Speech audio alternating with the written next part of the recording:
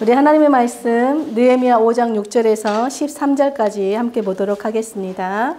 내가 백성의 부르짖음과 이런 말을 듣고 크게 노하였으나 깊이 생각하고 귀족들과 민장들을 꾸짖어 그들에게 이르기를 너희가 각기 형제에게 높은 이자를 취하는도다 하고 대회를 열고 그들을 쳐서 그들에게 이르기를 우리는 이방인의 손에 팔린 우리 형제 유다 사람들을 우리의 힘을 다하여 도로 찾았거늘 너희는 너희 형제를 팔고자 하느냐 더구나 우리의 손에 팔리게 하겠느냐 하매 그들이 잠잠하여 말이 없기로 내가 또 이르기를 너희의 소행이 좋지 못하도다.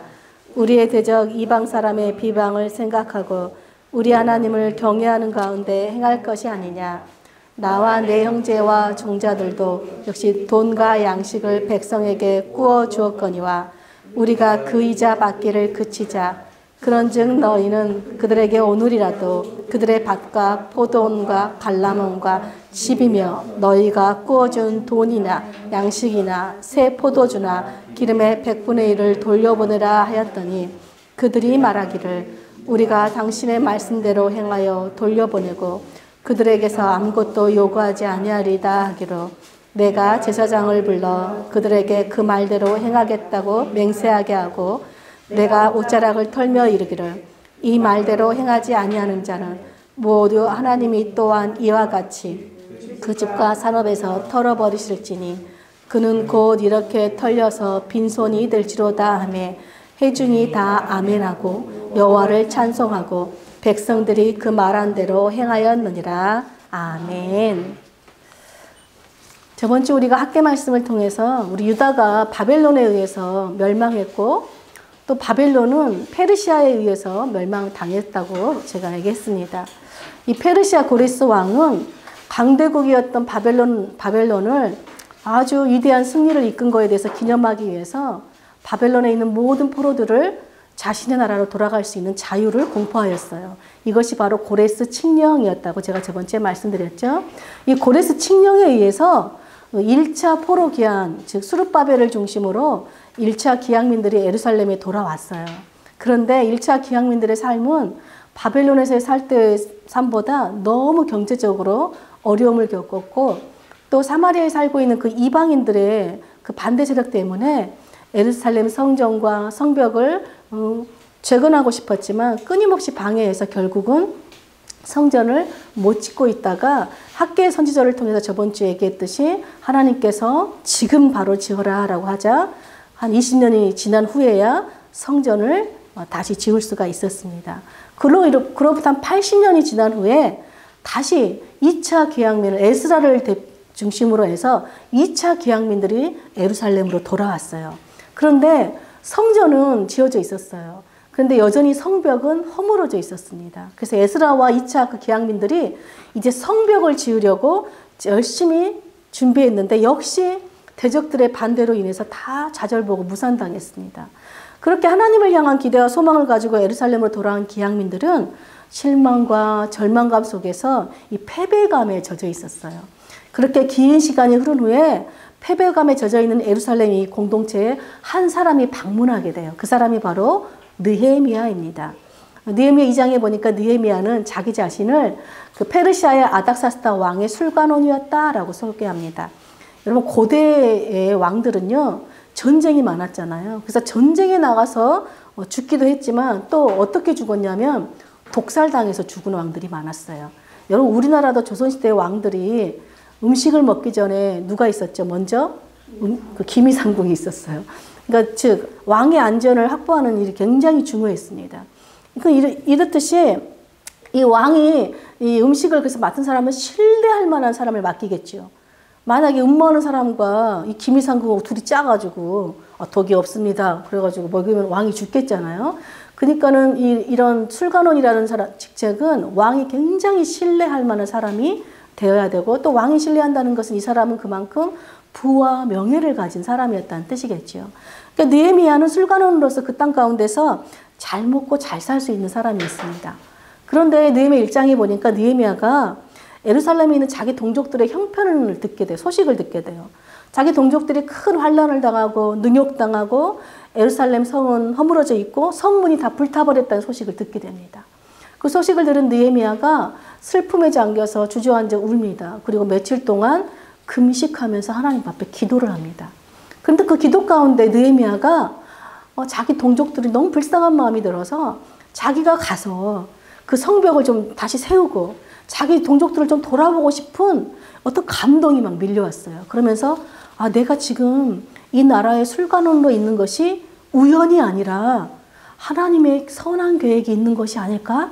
자신의 사명을 발견한 거예요. 그러면서 단순히 이것이 내가 기도 가운데 내가 혼자 든 감정인지 아니면 하나님의 감동이든지 이제 확신을 더 갖기 위해서 하나님께서 하나님 만약에 이거에 하나님이 주신 감동이라면 제가 하는 모든 일을 형통하게 해주시고 특별히 이 아닥사스다 왕의 마음을 움직여달라, 은혜를 입게 해달라고 기도했어요. 여러분 왜 페르시아 왕의 은혜를 입어야 할까요? 첫째로 신하가 왕의 허락이 없이 이 당시는 거처로 옮길 수가 없었어요. 그러니까 그 땅에서 예루살렘으로 귀환하려면 왕의 허락이 있어야 됐어요. 근데 무엇보다도 2차 귀환 그 에스라와 그 기양민들이 성벽을 지으려고 할 때 그 성벽을 다시 무너뜨리고 성문을 불태운 왕이 누구였냐면 지금 느헤미야가 섬기고 있는 아닥사스다 왕 때문에 왕이 다 성문을 불을 질러버렸던 거예요. 그러니까 만약에 느헤미야가 자신이 왕이 중단시킨 일을 느헤미야가 다시 가서 세운다 그러면 그는 왕을 모반하는 일이겠죠. 그렇다면 이거는 굉장히 느헤미야가 목숨을 건 일이기도 합니다. 그래서 왕의 허락이 없이는 느헤미야가 갈 수도 없고 성벽을 재건할 수도 없기 때문에 하나님께서 왕의 마음을 움직여 달라고 기도한 거예요. 자, 느헤미야는 기도했어요. 또 하나님으로부터 어떤 감동을 받아서 자기 사명을 받았어요. 또 자기 술관원도 기꺼이 포기할 수 있는 자기 권리도 포기할 준비까지 다 했어요. 그럼 느헤미야가 아무 때나 가서 왕에게 왕이시여 나는 예루살렘으로 가겠습니다. 그럼 왕의 마음이 움직일까요? 안 그러겠죠. 이렇게 느헤미야는 아무 무대책으로 간 것이 아니라 감정적으로 말한 것이 아니라 신중하게 하나님의 때를 기다렸어요. 하나님께서 자신에게 감동을 주셨다면 반드시 페르시아 왕에게도 감동을 주실 것을 믿고 그 때를 기도하면서 기다렸어요. 근데 느헤미야가 그 기도한 지 4개월이 지나서 어느 날 여전히 느헤미야는 왕의 술을 따르고 있었는데 왕이 이렇게 얘기하는 거예요. 느헤미야를 보더니 네 안색이 별로 좋지가 않구나. 너 혹시 무슨 걱정거리가 있느냐? 라고 묻습니다. 그때 느헤미야가 실은 우리 조상들의 성이 무너지고 성문이 불탔다는 소식을 듣고 제가 좀 마음이 울적한 탓입니다. 라고 말해요. 그때 왕이 놀랍게도 이렇게 말합니다. 네가 뭐 바라는 것이 있느냐? 네가 바라는 게 무엇이냐? 라고 물어봅니다. 굉장히 좋은 징조죠. 그때 느헤미야가 하나님께 기도를 해요. 여러분 생각해. 이게 그 유명한 찰나의 기도예요. 왕이 네가 바라는 게 무엇이냐? 그 묻는 그 순간에 대답하는 그 짧은 순간이잖아요. 그 짧은 순간에 느헤미야가 무슨 기도를 했겠어요? 하나님 내가 지금 왕에게 말할 기회가 왔습니다. 드디어. 내가 말할 때 하나님께서 이 왕의 마음에 감동을 주시고 왕의 마음을 움직여 주십시오. 라고 기도했겠지요. 그렇게 기도한 다음에 느헤미야가 말합니다. 왕이시여 만일 이 종이 왕에게 은혜를 입었다면 나를 우리 조상에 있는 유다 땅에 보내셔서 조상의 묘실에 있는 성읍을 다시 건축하게 해주십시오. 라고 말해요.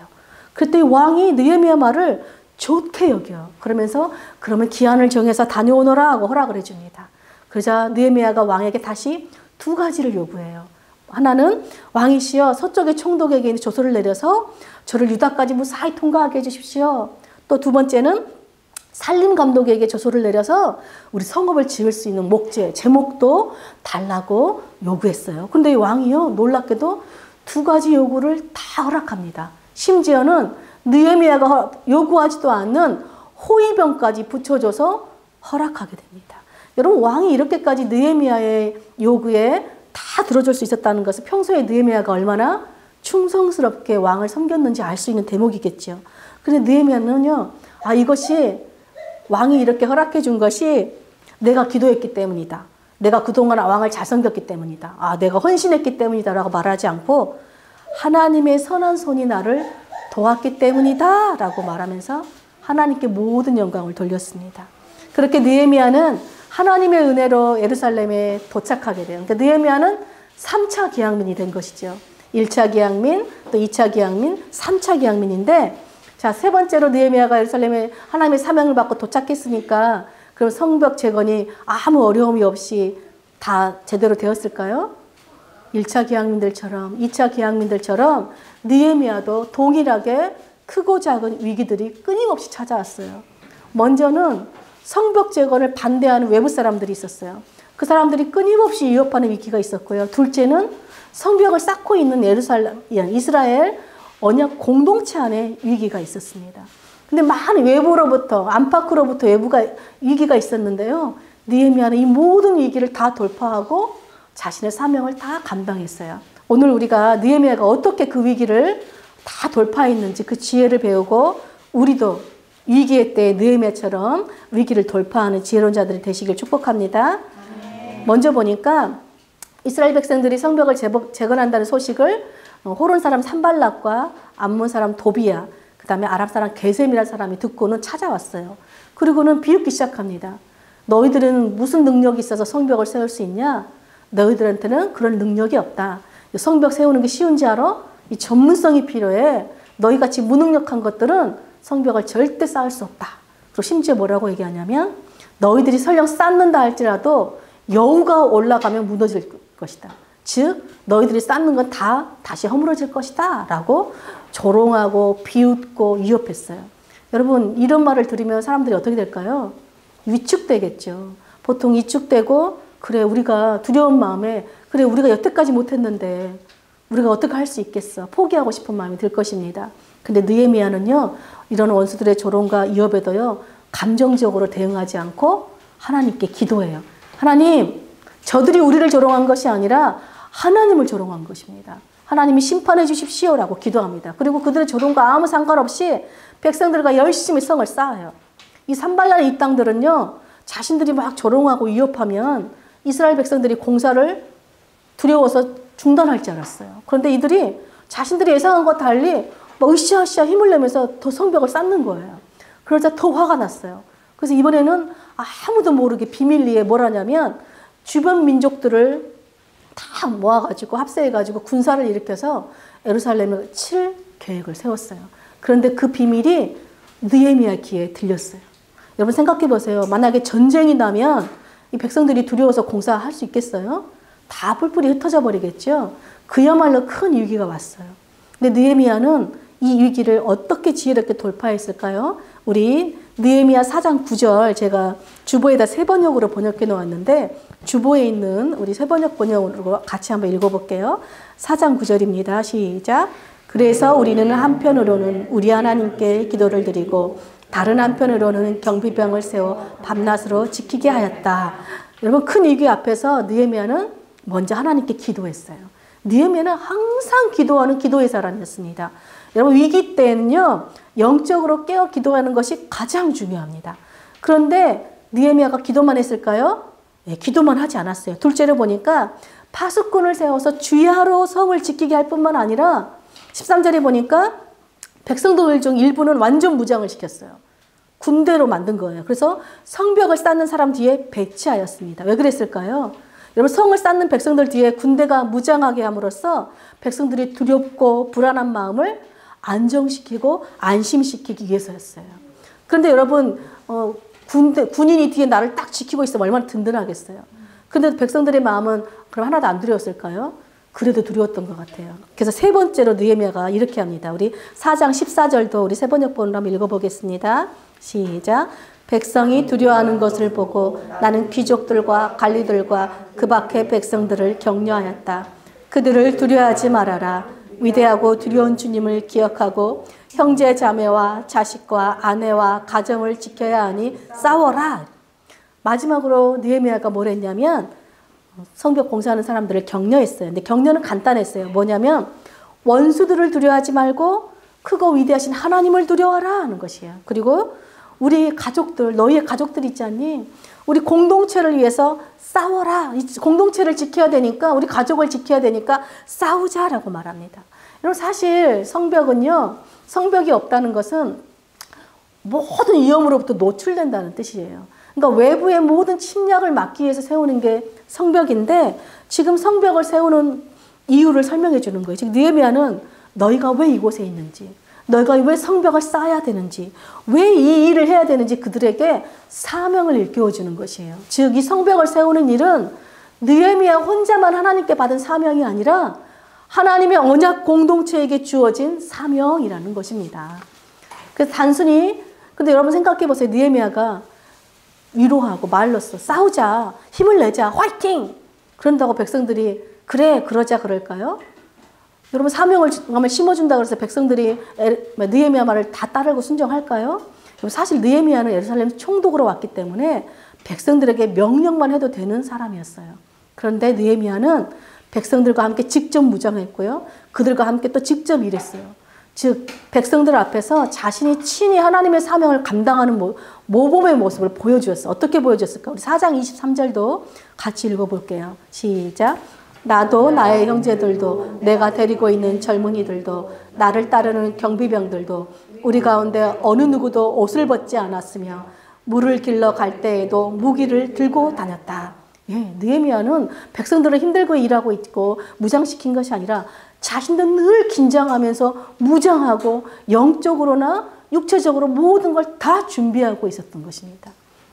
느헤미야는 늘 기도함으로 영적으로 하나님을 경외하는 본을 보였고 또 삶을 통해서도 자신의 사명을 감당하는 모습을 본을 보였기 때문에 백성들이 위기 가운데서도 느헤미야 말을 신뢰하고 순종하고 더욱 열심을 내었던 거예요. 이것이 여러분 이스라엘 공동체가 위기를 돌파하고 서로 하나가 될 수 있었던 비결이었습니다. 이 산발란 이 땅은요, 이스라엘 백성들이 아니 어떻게 알고 자신들이 몰래 전쟁하려고 그랬더니 이들이 막 군대로 무장까지 해가면서 성을 지키고 성을 쌓는 것을 보고 결국은 침략하는 걸 포기해요.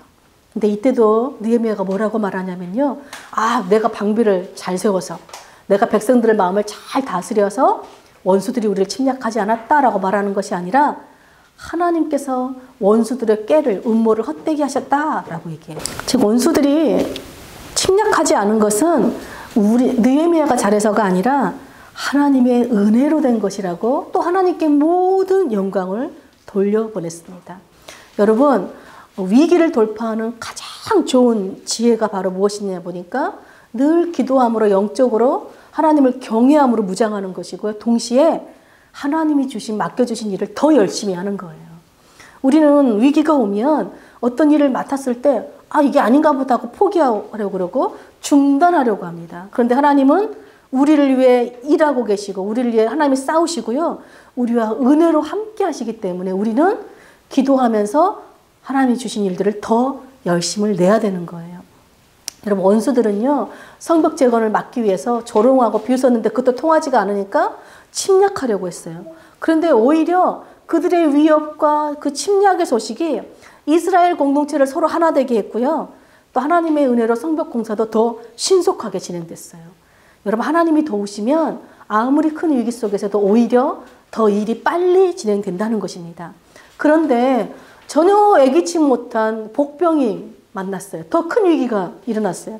그것이 바로 오늘 본문인 5장 우리가 오늘 읽은 이스라엘 공동체 내부에서 일어난 일이에요. 5장 1절부터 5절까지 보면은요. 생활고에 시달리던 백성들이요. 그것도 특히 부인들, 아내들이 크게 부르짖고 유다 사람들을 원망하기 시작합니다. 여러분 남편들이 다 성벽 공사에 참여하다 보니까 누가 생계를 꾸렸겠어요? 아내들이 했겠죠. 얼마나 힘들었겠어요. 그런데 땅이 없는 사람들이 있었어요. 정말 가난한 사람들. 그 사람들은 곡식이 없으니까 빚을 내서 곡식을 얻어먹었어요. 그런데 땅이 있는 사람들도 가뭄과 기근이 드니까 그 땅을 저당 잡혀서 또 곡식을 얻어먹었어요. 그리고 또 어떤 사람들은 세금을 못 내니까 역시 땅을 저당 잡혀서 세금을 낸 거예요. 심지어는 빚을 못 갚으니까 자기 자식을 노예로 파는 일까지 있게 된 거예요. 그런데 이 하나님의 언약 공동체가 이렇게 힘들게 된 가장 큰 원인이 무엇인가 봤더니 바로 이 같은 동족 안에 부자들이 또 있었는데 이 부자들이 가난한 사람들한테 돈을 꽂으면서 이자를 높이 해서 꽂은 거예요. 그러니까 또 자신들은 더 많은 부를 누리려고 동족들을 더 힘들게 한 것이지요. 외부의 위협 속에서도 또 무너진 성벽을 잘 쌓았고 또 하나님의 공동체를 함께 잘 지어져 가고 있다고 생각했어요. 그죠? 서로 하나라고 생각했는데 내부의 실상을 들여다보니까 어때요? 예, 공동체 정신이 다 무너져 있었을 것이에요. 그래서 이 생활고에 찌든 아내들이 와서 지금 뭐라고 말하는 거냐니까, 아니 맨날 입으로는 우리는 한민족이다, 우리는 한 공동체다, 우리 하나님의 한 공동체이다, 우리가 남이냐, 우리가 하나다라고 하면서 어떻게 이렇게 한 공동체로 살 수 있는 대안은 제시해 주지 않느냐라고 하면서 지금 느헤미야 앞에서 탄식한 거예요. 여러분, 느헤미야는요, 같은 동족들 사이에서, 그것도 하나님의 언약 공동체 안에서 이런 일이 일어날 것이라고는 상상도 못했어요. 그래서 느헤미야가 이들의 부르짖음을 듣고 분노하는 거예요.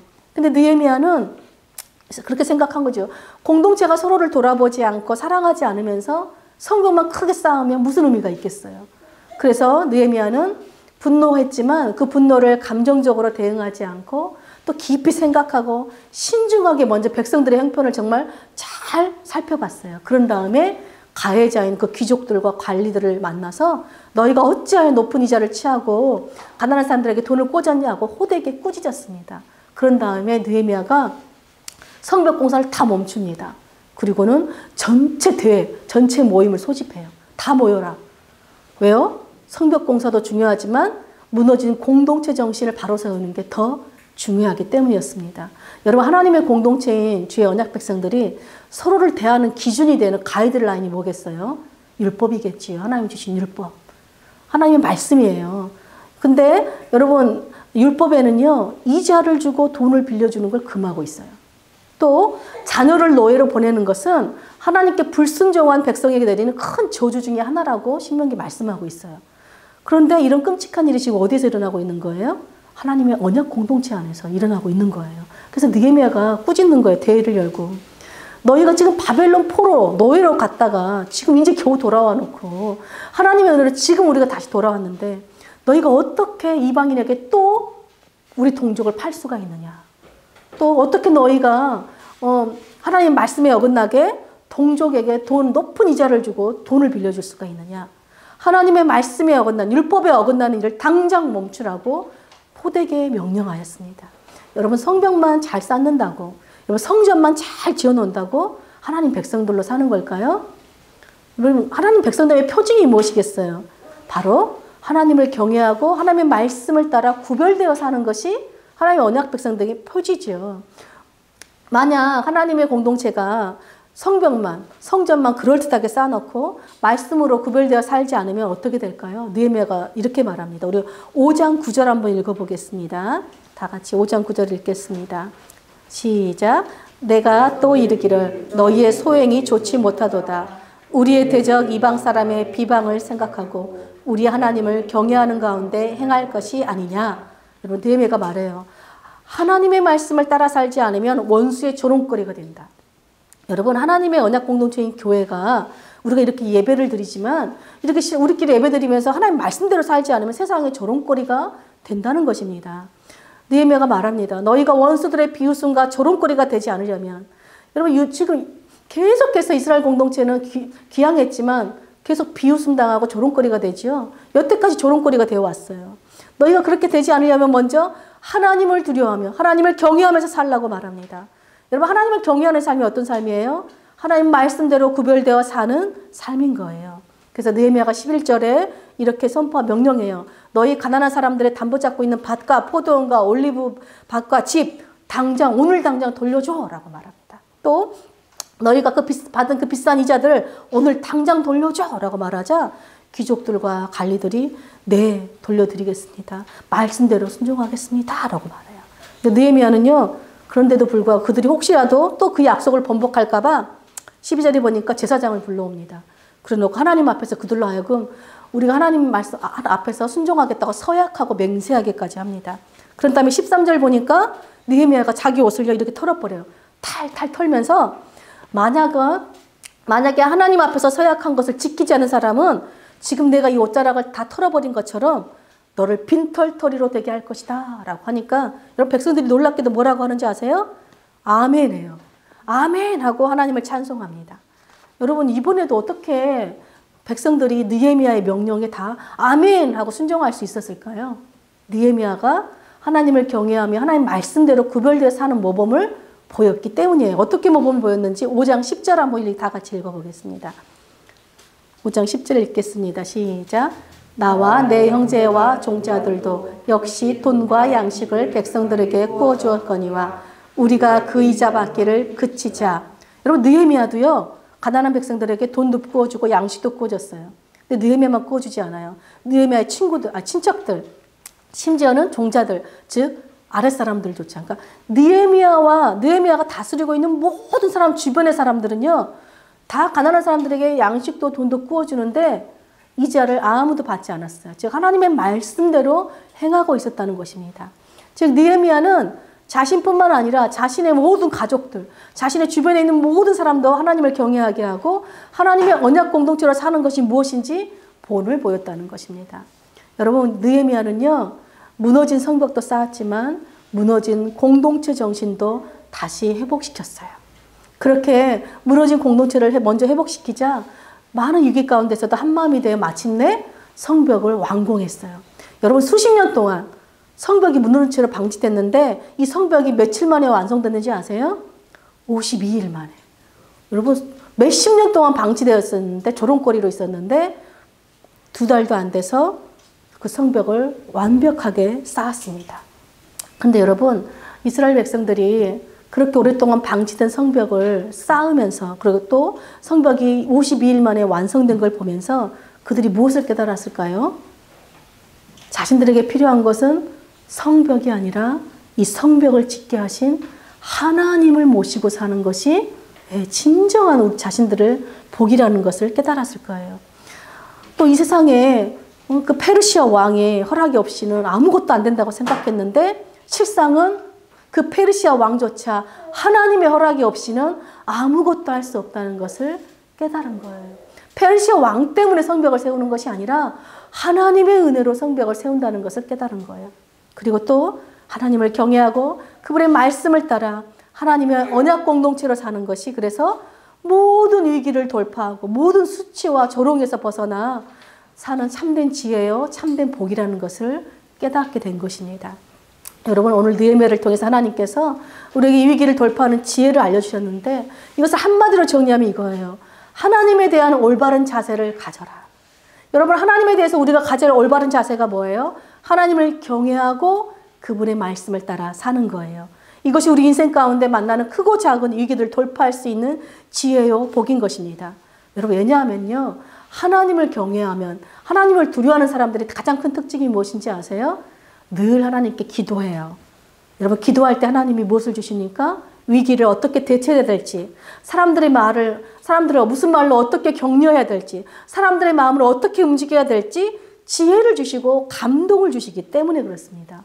심지어 우리가 기도하면요. 악한 원수들의 꾀를 파하셔요. 하나님께서. 그렇기 때문에 이것이 바로 하나님의 지혜인데 이 지혜가 바로 하나님의 감동이에요. 느헤미야는 자신의 감정을 따라서 무슨 일을 하거나 사람들에게 말하지 않았어요. 늘 기도하면서 하나님의 감동을 따라서 일했기 때문에 사람들의 마음을 움직일 수 있었어요. 사람들도 느헤미야를 따르고 순종하고 그에게 복종하고 나아갈 수 있었습니다. 그렇게 느헤미야는 모든 위기를 하나님의 기도와 하나님을 경외함으로 감동을 따라서 위기를 돌파했습니다. 그런데 여러분 느헤미야는요. 위기를 돌파할 때마다 느헤미야가 또 뭘 했을까요? 모든 영광을 하나님께 돌렸어요. 자신이 했다고 기록하지 않아요. 여러분 느헤미야서에 보면요. 느헤미야가 거의 다 했거든요. 느헤미야 이름이 없어요. 느헤미야는 다른 사람이 열심히 일한 걸 적습니다. 그리고 모든 것을 하나님이 했다라고 기록해요. 왜냐하면 모든 위기를 돌파할 수 있는 지혜와 감동을 주신 분이 누구시기 때문에 하나님이 주셨기 때문에 하나님께 모든 영광을 돌린 것입니다. 사랑하는 여러분, 우리 늘 기쁜 공동체도 늘 위기 올 때마다 정말 하나님을 경외하고 하나님 말씀을 따라 정말 모든 위기를 돌파하는 지혜로운 삶을 사시길 축복합니다. 그래서 우리 인생 가운데 크고 작은 위기들을 만날 때마다 그 상황들을 두려워하지 마시고 또 우리를 위협하는 사람들을 두려워하는 자들이 아니라 정말 우리를 도우시는, 우리를 은혜로 함께 하시는 그 위대하신 하나님을 두려워하시길 축복합니다. 그래서 그 하나님의 말씀을 따라 우리도 느헤미야처럼 우리의 감정이 아닌 이 세상의 악한 꾀가 아닌 하나님의 지혜와 감동을 따라서 우리 삶 속에 하나님의 나라가 임하게 하고 하나님께 영광을 돌리는 하나님의 언약 공동체로 사는 저와 여러분이 되시기를 간절히 축복합니다. 아멘.